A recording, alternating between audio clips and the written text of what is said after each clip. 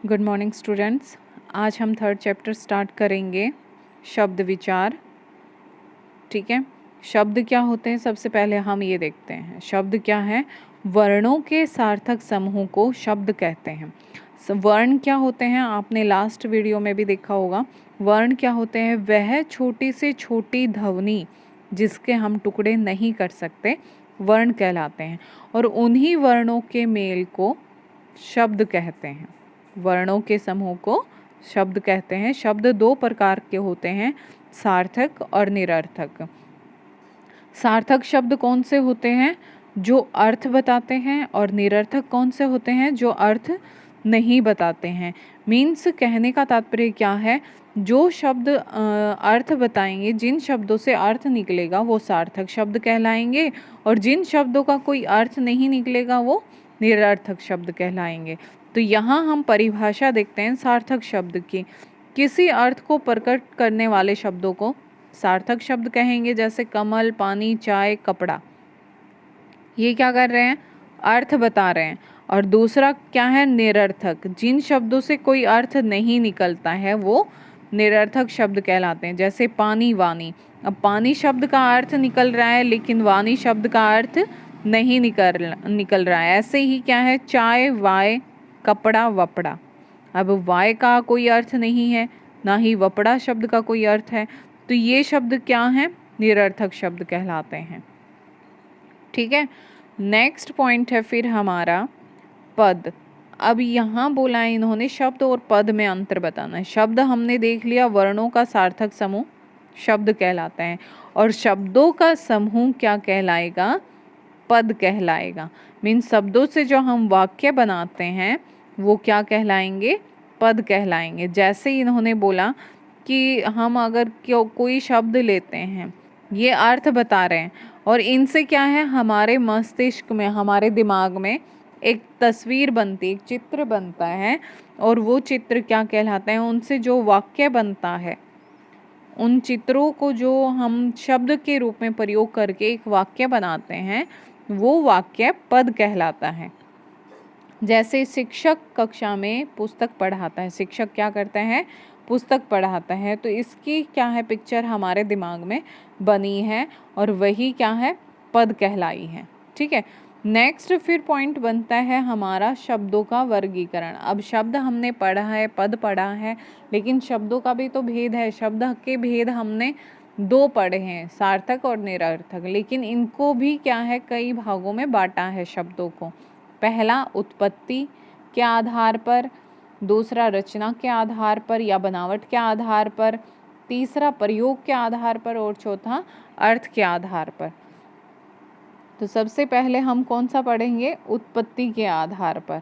उत्पत्ति के आधार पर कितने भागों में शब्दों को बांटा गया है? 4 भागों में, तत्सम, तद्भव, देशज और विदेशज। तो ये शब्द क्या हैं? उत्पत्ति के आधार पर शब्द हैं। सबसे पहले हम तत्सम शब्द पढ़ेंगे। तत्सम शब्द क्या होता है? हम वो शब्द जो संस्कृत के ज्यों के त्यों शब्द हिंदी में प्रयोग होते हैं। तो यहाँ हम परिभाषा करने से पहले तत्सम का अर्थ जानते हैं।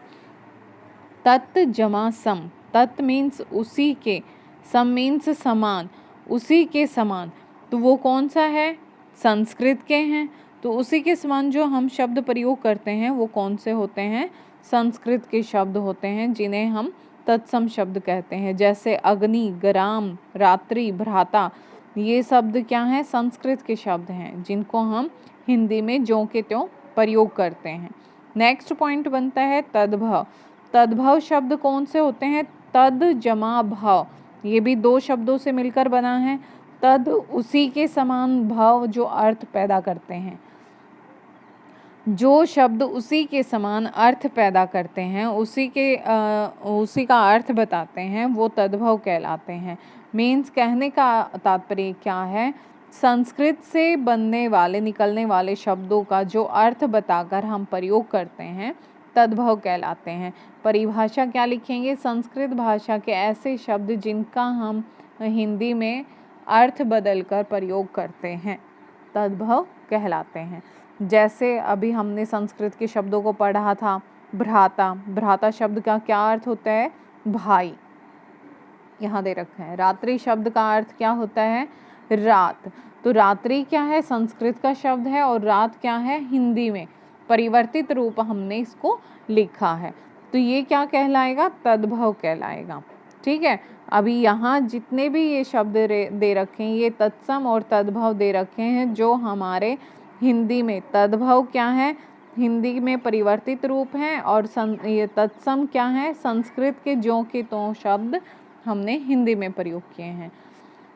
नेक्स्ट थर्ड पॉइंट है देशज शब्द, जो हम असामान्य बोलचाल की भाषा में प्रयोग करते हैं, या फिर कह सकते हैं क्षेत्रीय भाषा में जिन शब्दों का प्रयोग करते हैं वो देशज शब्द कहलाते हैं। जैसे थप्पड़, पगड़ी, झटपट, थैला, जूता, लोटा, कटोरा, रोटी, डिबिया, खटखटाना, ये शब्द क्या हैं? देशज शब्द कहलाते हैं। हम एक परिभाषा देंगे इसकी, क्या? ऐसे जो शब्द जिनका हम हिंदी में की अपनी प्रकृति के अनुरूप अपने ही देश की बोली या भाषाओं का ग्रामीण क्षेत्रों के रूप में उभर कर जिन शब्दों का प्रयोग आता है, या जो उभर कर सामने आते हैं शब्द, उनको देशज शब्द कहते हैं। तो फोर्थ पॉइंट बनता है फिर हमारा विदेशज। विदेशज क्या होते हैं? जो विदेशी शब्दों का हम हिंदी में प्रयोग करते हैं।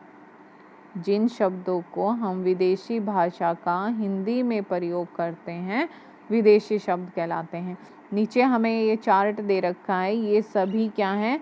विदेशी भाषाएं हैं, और इनका हम हिंदी में प्रयोग करते हैं। ठीक है, तो ये क्या था हमारा आज का उत्पत्ति के आधार पर शब्द के भेद। ये आपको समझ में आ गया होगा। ठीक है बेटा, ओके, थैंक यू।